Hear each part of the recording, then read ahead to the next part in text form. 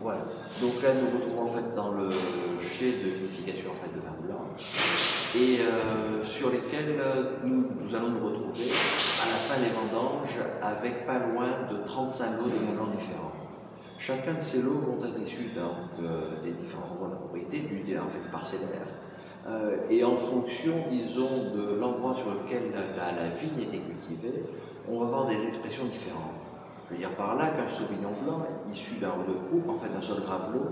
va avoir une expression aromatique différente en fait de celui que vous pourriez obtenir sur des zones plus argilo-calcaires ou plus sableuses. Et après, donc, ça sera à nous,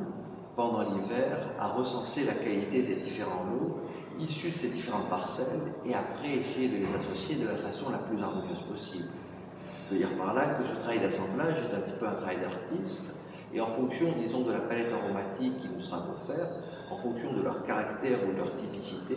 on va essayer de les associer exactement comme un peintre peut essayer d'associer ses couleurs sur sa toile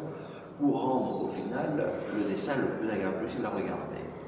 Là, des fois, on a sur des zones précoces, des sauvignons issus des zones graveleuses, des notes qui sont des fois puissantes, des notes qui rappellent l'agrume, avec des fois des notes qui sont plus sur l'acidité. Mais si vous avancez dans la maturité, si vous allez en fait dans des zones qui sont des fois plus fraîches, que l'on va ramasser des fois 8-10 jours plus tard, des sauvignons issus de zones plus argilo-calcaires ou plus sableuses, on aura des notes qui sont peut-être un peu moins puissantes aromatiquement et beaucoup plus riches en fait en bouche. Donc l'association de chacun de ces lots seront intéressants et chacun de ces lots, en fait, une fois que vous allez en fait, les assembler, vont faire synergie et seront meilleurs en fait goûter en fait assemblés que dégustés en fait de façon séparée.